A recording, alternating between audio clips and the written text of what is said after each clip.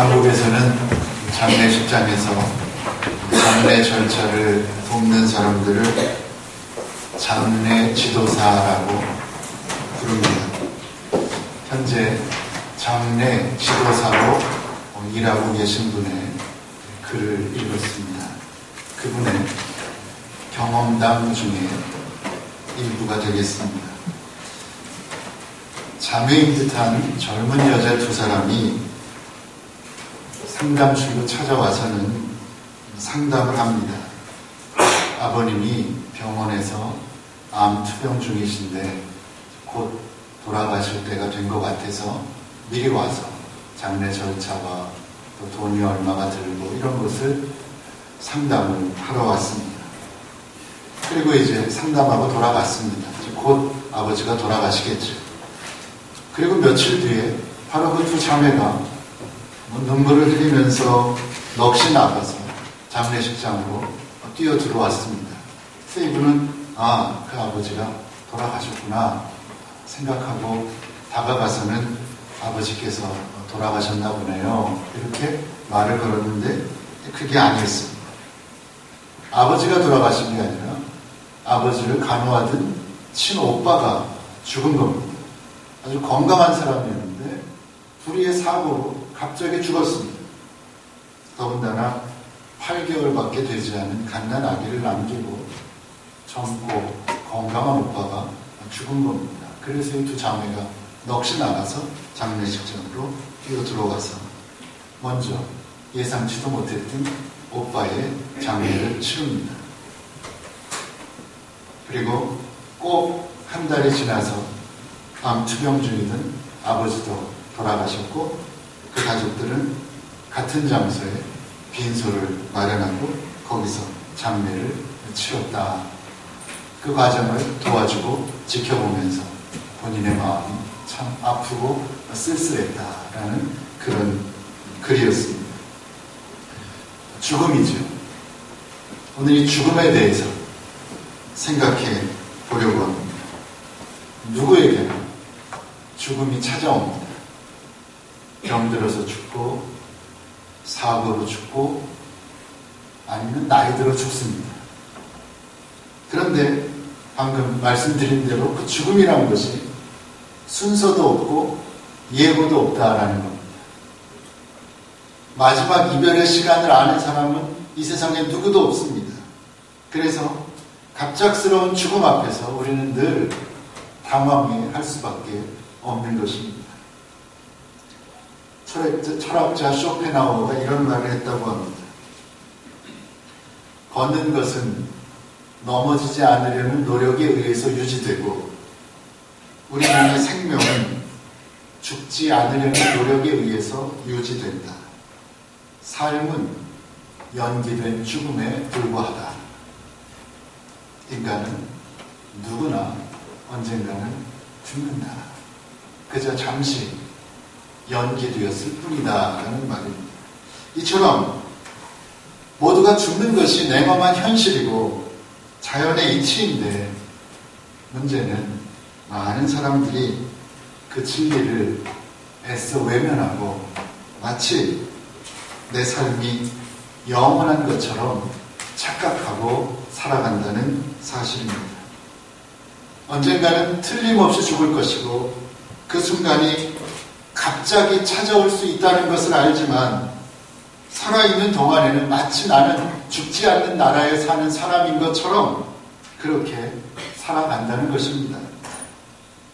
방금 전에 웃으며 헤어진 친구가 다음날 갑작스러운 사고로 세상을 등지고 가장 건강해 보이던 이웃이 한순간에 쓰러져서 생을 달리하는 모습을 눈으로 목격하면서도 그것이 다른 사람이 아니라 내가 될 수 있다는 사실, 그리고 언젠간 분명히 내가 될 것이라는 그 사실을 인식하지 못하며 살아간다는 말씀입니다.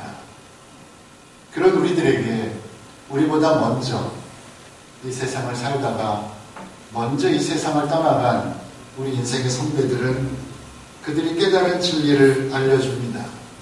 메멘토 모리, 메멘토 모리. 죽음을 기억하라. 죽음을 기억하라. 그렇게 외칩니다. 죽음을 기억하고 죽음을 생각하고 죽음을 준비하며 사는 사람만이 아름다운 죽음을 맞이할 수 있을 것이고 분명 그런 사람의 삶만이 이 땅에서 아름다울 것이기 때문입니다. 지금은 살아있습니다. 그러나 언젠가는 죽을 운명인 우리들은 평소에 죽음을 생각하며 살아야 합니다. 그리고 죽음을 준비하며 살아야 합니다. 그래야 한 번뿐인 딱 한 번 가는 이 땅에서의 여정을 아름답고 의미 있게 걸을 수 있을 것이며 그 여정을 다 마쳤을 때에도 후회가 덜할 것이기 때문입니다.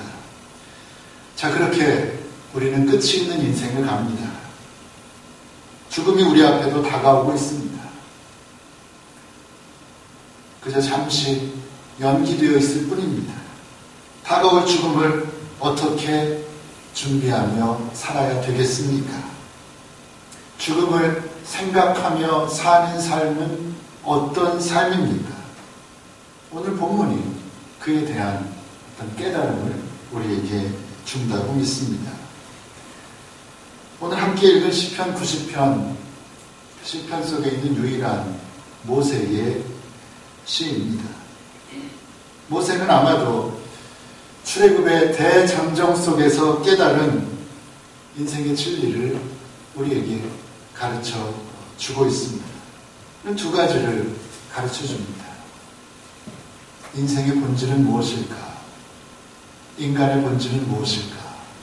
그리고 인간이라면 어떻게 살아야 할까라는 것에 대한 깨달음을, 교훈을 우리에게 주고 있습니다. 먼저 인간의 본질에 관한 언급입니다. 인간은 누구입니까? 우리는 누구입니까?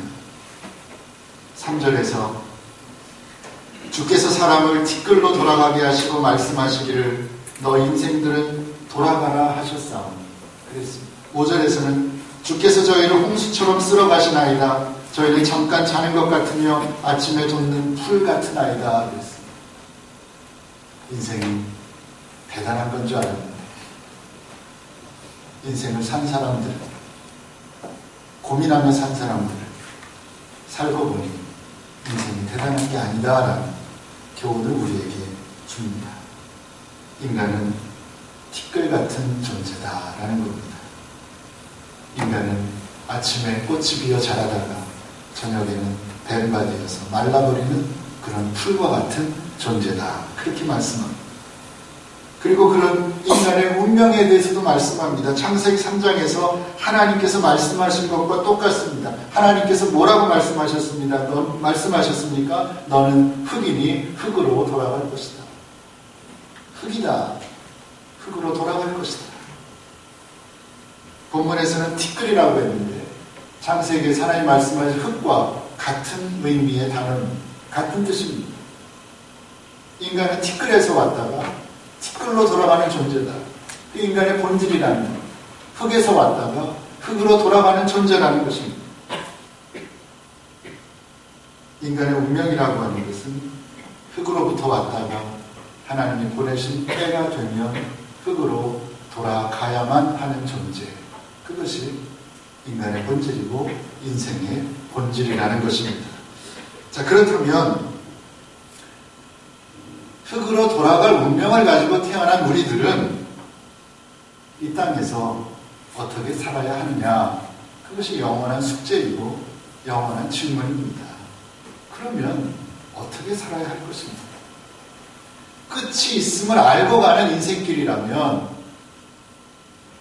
무언가 달라야 할 것인데 어떤 다른 모습을 보이며 살 것이냐라는 것이 오늘 우리의 질문입니다. 그 질문에 대한 답이 본문 12절입니다. 우리에게 우리 날 계수함을 가르치사 지혜의 마음을 얻게 하소서. 우리에게 우리 날 계수함을 가르치사 지혜의 마음을 얻게 하소서. 우리 날 계수함을 가르치사. 이건 무슨 뜻입니까? 이 땅에서의 삶에는 끝이 있다라는 것을 깨달으라는 것입니다. 내 인생에 끝이 있음을 깨달으라. 그리고 내 인생의 끝자리까지 얼마나 남았을까를 좀 계산하면서 살라라는 겁니다. 다시 말하면 죽음을 기억하고 죽음을 생각하며 살라는 것입니다.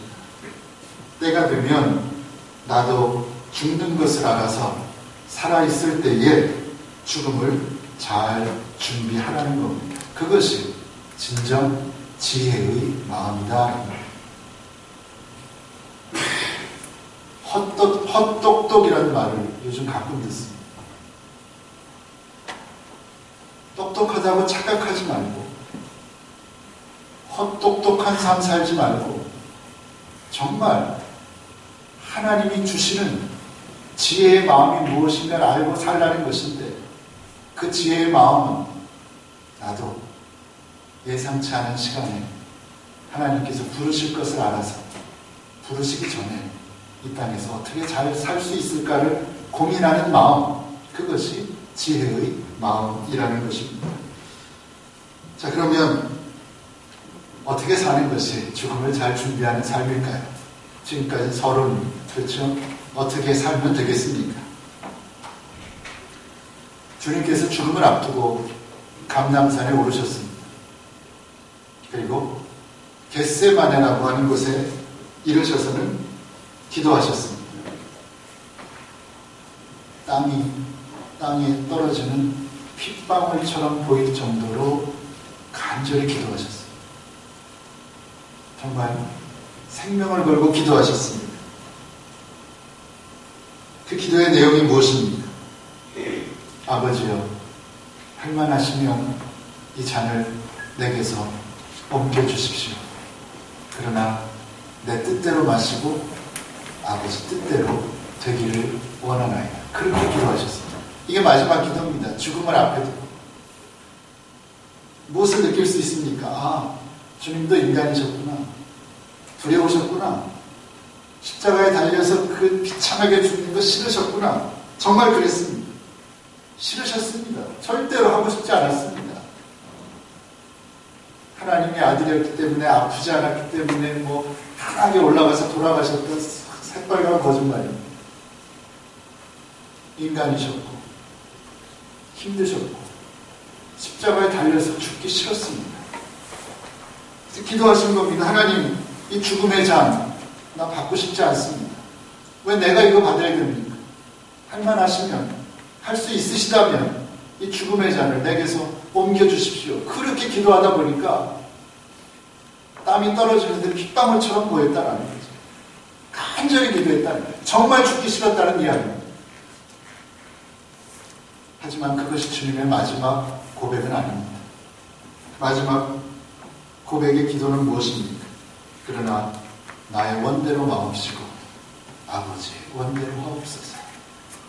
그러나 내 뜻대로 마시고 하나님 당신 뜻대로 하소서. 죽으라면 제가 죽겠습니다. 그리고 십자가에 달리셨습니다. 저는 죽음을 잘 준비하는 삶이 무엇일까? 죽음을 가장 잘 준비하는 삶은 바로 그것이라고 믿습니다. 내 뜻이 아니라 아버지의 뜻대로 사는 겁니다. 내 뜻이 아니라 나를 이 땅에 나게 하시고 나를 이 땅에 보내신 아버지의 뜻이 무엇인지를 알아서 그 뜻대로 사는 것, 내 삶을 통해 아버지의 뜻을 이루어 드리는 것, 그것이 죽음을 생각하고 죽음을 가장 잘 준비하는 삶이라고 믿습니다. 그러면 오늘 여러분을 향하신 하나님의 뜻은 무엇일까요? 오늘 우리를 향하신 아버지의 뜻이 무엇일까요? 그것을 알고 그 뜻을 이루어 드린다면 언제 하나님께서 우리를 부르실지 알지 못하지만 언제 하나님 앞에서도 우리는 부끄러움 없이 두려움 없이 하나님 앞에 설 수 있을 것입니다. 우리를 향한 아버지의 뜻은 무엇일까요? 김수환 추기경께서 돌아가신 지가 벌써 3년이 넘었습니다. 시간은 참 빨리 갑니다. 그분이 돌아가시면서 마지막으로 하신 말씀이 있습니다. 마지막 남긴 유언이 무엇입니까? 저는 그 유언이 죽음을 생각하고 죽음을 준비하며 살아가는 이들을 향한 하나님의 뜻을 가장 잘 요약한 말씀이었다고 생각합니다. 그분은 이 한마디를 하고 세상을 떠나셨습니다. 고맙습니다. 서로 사랑하세요. 그리고 돌아가셨습니다. 고맙습니다. 서로 사랑하세요. 이것이 우리를 향한 아버지의 뜻입니다.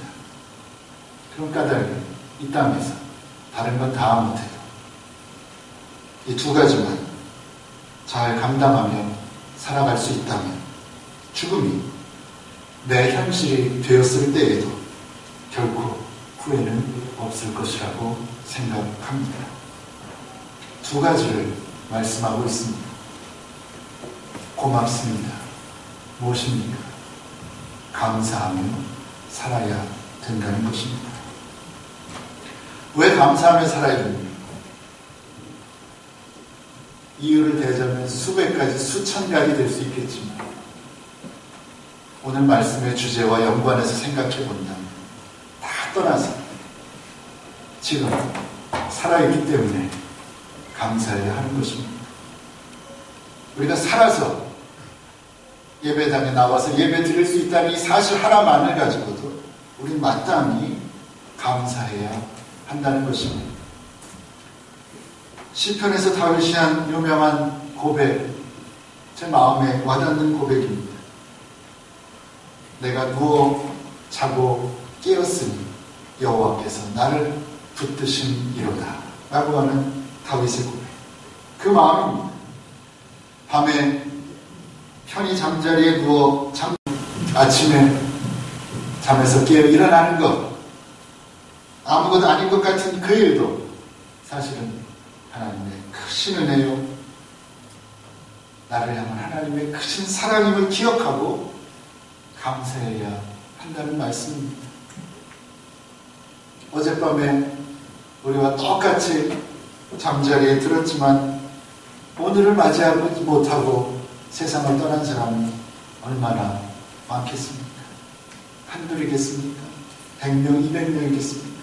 얼마나 많은 사람들이 오늘을 간절하게 맞이하고 싶었지만 결코 맞이할 수 없었던 그 귀한 오늘, 우리는 아무 노력 없이 맞이했습니다. 어떻게 된 것입니까? 하나님께서 우리를, 여기 모인 우리 한 사람 한 사람을 붙들어 주신 것입니다. 그런 까닭에 살아있다는 것은, 살아있다는 사실 하나만으로도 우리는 충분히 감사할 조건을 갖게 되는 것입니다. 가장 귀한 선물을 우리에게 공짜로 주신 겁니다. 생명보다 중요한 것이 있습니까, 여러분? 생명보다 중요한 것이 무엇입니까? 아무리 생각해도 현실적으로 생명보다 중요한 것은 없는 것 같습니다. 아침에 일어나서 잠자리에 들기까지 하는 모든 행위가 무엇입니까? 생각해 보니까 살기 위해서 하는 행위입니다. 밤에 잡니다. 왜 잡니까? 그것도 생각해 보니까 죽지 않기 위해서입니다. 살기 위해서입니다. 다 살기 위해서 우리는 24시간 행동합니다. 그러니 살아있는 것보다 더 중요한 것은 없습니다. 그런데 지금 우리가 살아있습니다. 멀쩡하게 살아있습니다. 어떻게 해야 되겠습니까? 그 사실에 감사해야 할 것입니다. 죽지 않고 살아있음에 하나님께서 오늘도 살려주시고 생명 주셨음에 감사하며 살아가시기를 바랍니다. 사도 바울이 데살로니가전서 5장 18절에서 우리를 향하신 하나님의 뜻이 무엇인지를 분명히 가르쳐 주셨습니다. 무엇입니까? 범사에 감사하라. 범사에 감사하라. 이는 그리스도 예수 안에서 너희를 향하신 하나님의 뜻입니다. 하나님의 뜻이 무엇입니까? 범사에 감사하라. 내 인생에 작은 기쁨들을 허락하신 하나님께 감사하시기 바랍니다. 우리는 큰 기쁨을 원합니다. 엄청난 기쁨을 원합니다. 뭔가 좀 뻥 떨어져서 사람들 앞에 자랑도 하고 그렇게 살기 원합니다. 그러나 하나님께서 우리에게 주시는 기쁨은 큰 기쁨이 아닌 것 같습니다. 작은 기쁨을 주십니다. 그러나 그 작은 기쁨들을 주신 하나님께 감사하시기 바랍니다. 때로는 아픔을 주시고 눈물을 주시고 견디기 힘든 고난을 주신 하나님께 여러분 감사하시기 바랍니다. 왜요? 그 안에도 하나님의 깊은 뜻이, 하나님의 섭리가 숨겨져 있기 때문입니다. 무엇보다 생명을 주신 하나님, 오늘도 살게 하신 하나님께 감사하시기 바랍니다. 그렇게 감사의 조건들을 하나씩 둘씩 헤아리며 내가 얼마나 감사할 것이 많은 사람인가를 깨닫고 그래서 마침내 우리를 향하신 하나님의 뜻, 범사에 감사하는 삶을 살아내는 저와 여러분들 되시기를 바랍니다. 어떻게 하면 잘 죽을 수 있습니까? 감사하며 살면, 범사에 감사하고 살면 잘 죽을 수 있습니다. 두 번째 무엇입니까? 서로 사랑하세요. 그리고 돌아가셨습니다. 서로 사랑하세요. 둘째는 서로 사랑하며 사는 것입니다. 제가 10번의 설교를 하면 아마 8번 정도 사랑하세요 라는 설교를 드리는 것 같습니다. 그래도 준비할 때마다 새롭습니다. 왜 그럴까요? 저도 설교만 전했을 뿐이지 실제로 그 사랑을 살아내지 못했기 때문일 것입니다. 처음 준비하는 것 같고 낯선 설교를 하는 것 같습니다. 그렇지만 아마도 제가 은퇴하는 때까지 10번 설교하면 8번은 사랑하라고 설교할 것 같습니다. 죽음의 문제 결코 증명될 수 없습니다. 어떤 사람들이 요즘에는 죽어서 천국에 갔다 왔다, 예전에 그랬어요. 천국을 보고 왔다, 지옥을 보고 왔다. 그래서 그걸 갖고 공포로 몰아넣는 사람도 있습니다. 죽어보니 지옥에 갔는데 무시무시하더라. 지옥 가기 싫으면 여기서 잘 살아라. 이렇게 사람을 협박하는 사람들도 있습니다. 그러나 증명될 수 없습니다. 천국을 갔는지 지옥을 갔는지 누가 압니까? 증명될 수 없고 논증될 수 없는 주제임이 분명하지만 그래도 중요한 문제이기 때문에 이 문제를 놓고 평생을 연구한 사람들이 많이 있습니다. 그 중에 엘리자베스 퀴블러 로스라고 하는 사람이 있습니다. 이 사람은 인생의 마지막, 죽기 직전의 사람들, 병자이면 말기 환자들, 또 아까 말씀드린 대로 잠시 뇌사 상태에 빠져서 천국에 갔다 왔다 지옥에 갔다 왔다 막 그런 사람들을 평생을 연구했습니다. 그리고 그에 관한 많은 저술을 남겼는데 그녀가 일생을 바쳐 죽음에 대해서 연구하고 깨달은 결론은 이것입니다. 죽음은 우리의 삶과 깊은 관계를 맺고 있다. 즉 죽음이 있기에 삶이 소중하고 삶이 있기에 죽음은 의미를 가지게 된다. 그런 까닭에 죽음의 궁극적인 물음은 어떻게 살았는가로 모아지는데 그 질문에 대한 대답은 사랑이다. 우리 인생의 가장 소중한 가치는 사랑이라는 말이다. 죽음은 우리 삶 속에서 사랑의 소중한 가치를 드러내준다. 그랬습니다. 평생 고생한 걸 우리는 너무 쉽게 그냥 받아버리니까 미안한 마음이 있지만 그게 답입니다. 죽음이 있기에 죽어야 하는 존재이기에 우리는 인생을 살면서 사랑이 왜 중요하고 사랑이 얼마나 소중한지를 깨달을 수 있다라는 겁니다. 깨달아야 된다라는 것입니다. 죽음이라는 피할 수 없는 운명을 공유하며 살아가는 우리들이 잘 죽기 위해서는 이 땅에서 잘 살아야 되는데 그 방법은 사랑이라는 것입니다.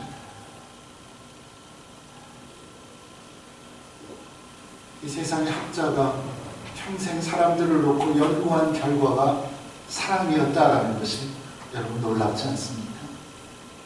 그 결론이 예수님께서 그렇게 외치셨던 예수님의 그 하나뿐인 외침, 그 사랑과 똑같다는 것이 여러분 놀랍지 않습니까? 세상사의 모든 것을 통찰하셨던 주님의 말씀의 핵심도 사랑이었습니다. 하나님의 말씀이 성경에 우리에게 외치는 한마디가 있다면 그것도 역시 사랑이다라는 것입니다. 죽음을 두려워하지 말고 죽는다는 것을 무서워하지 말고 살아있는 동안에 사랑하며 살아가라는 것입니다.